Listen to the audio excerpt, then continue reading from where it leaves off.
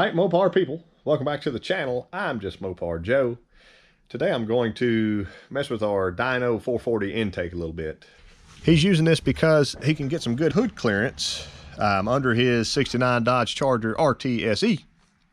So before I wanted to put this on the actual engine itself, I did paint it. You can kind of see my little lines here where I had to have that taped off.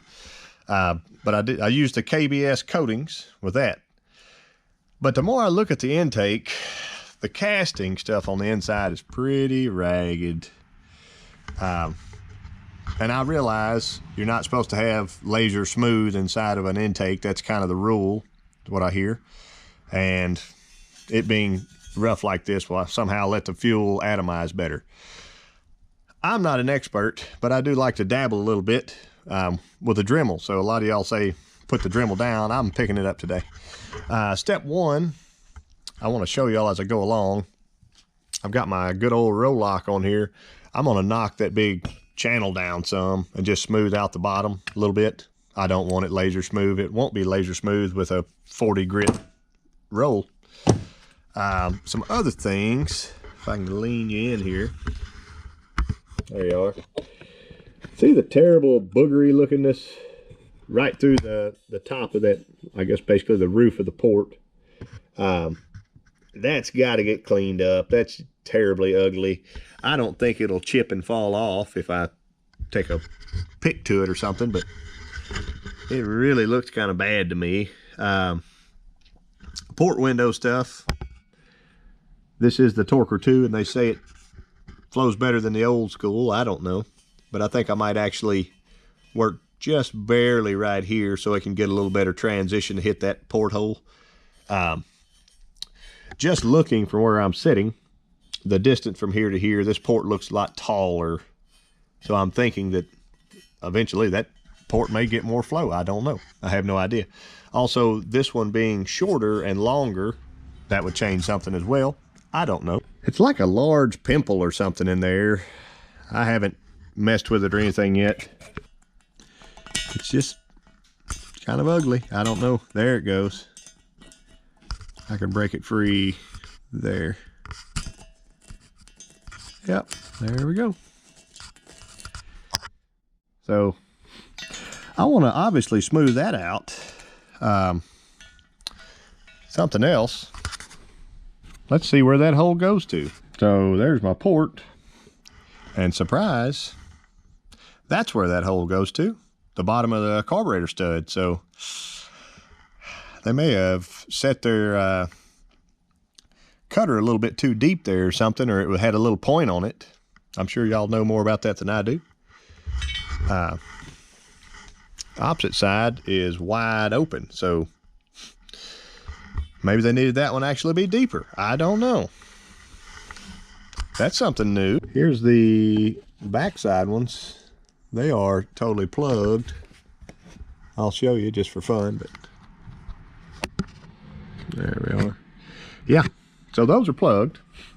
These are totally hollow, so no idea if that's supposed to be that way or not, but I'll find out. And there's our little hole. I went ahead and called the professor, Shane Polito, which you can find on Slant Daily Garage. Seems like he worked for Edelbrock or somebody like that. He said it's not a problem at all.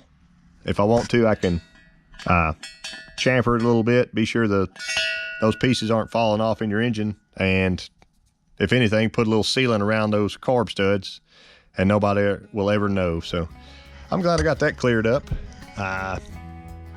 For the most part, I'm just gonna kind of clean up this casting some. Hopefully you check out the finished product. We'll keep living our best lives here.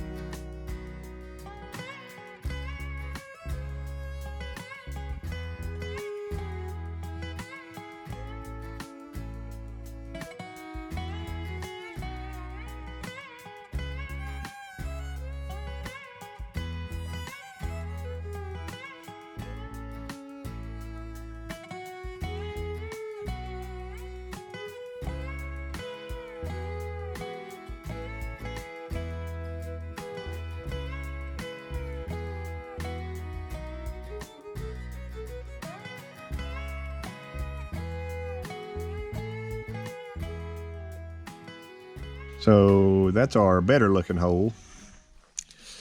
And I realize this is a cross-cut egg bit. It's not really the best for aluminum. You see it's clogging up a little bit. I'm not trying to dig into this thing at all.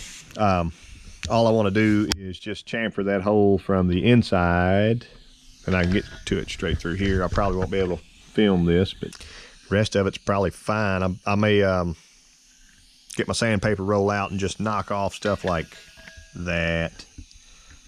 Kind of see it there, or this ugly, you can hear it drag through there.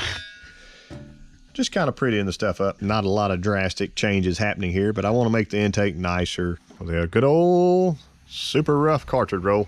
This one's about worn out. I'm replacing them every so often if they don't look very aggressive like that. I think these are 60 grit, so I'm not stepping up past that at all. I want this stuff to stay rough, but I'm just, you know, kind of playing around here. Maybe the camera will capture some of it. It's not a big deal. And I'm keeping my arbor, of course, off of the beautiful flange here. There's no need for me to go and hit that like that.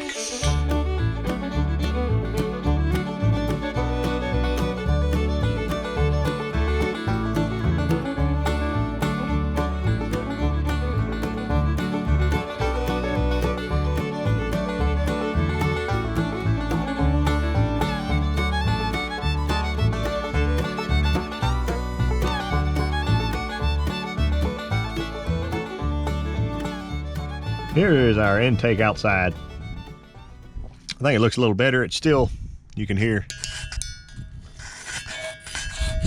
pretty rough. And you can still see most of the casting flash in there. Hopefully that light's not strobing like crazy, but chamfered that hole. I ran my bit along these outside runners some. It probably won't make a difference, but it sure looks a lot better. Same thing through here. I didn't dig them out. I didn't open these windows up any because our port match is really pretty close with the Trick Flow 240 head. So good job to Edelbrock for that. Just got all that old nasty casting out of there for the most part. A little up top. Let me flip you over around. Other side. Same thing here. See that little, one little piece of metal right there. And what I might actually do is just go ahead and drill that all the way through from the top side with a smaller bit. I don't know. I don't like it, and I don't like any chance of anything falling off in our engine. Yep. But pulled through here, pulled the outside there. This side's pretty dark, but same thing. I feel real nice about that. So if anything, I tried to put a little edge on this. I didn't do much to it. You can tell that. Opened up through here and here, blended that the best I could. And same thing here. Same thing here, there. You saw me knocking the big chunks off the bottom there, so all that's much better. Turn it around. Same thing. This is open a little more, that's open a little more.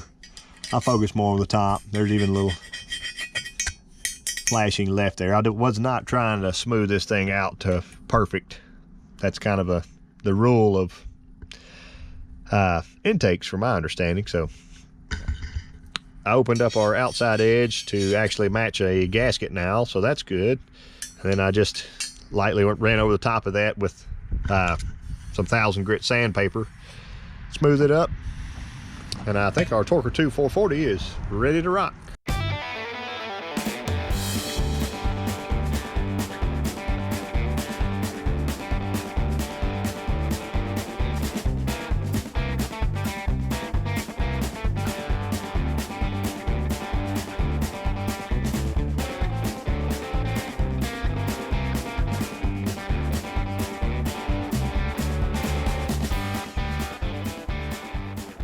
All right, Mopar people.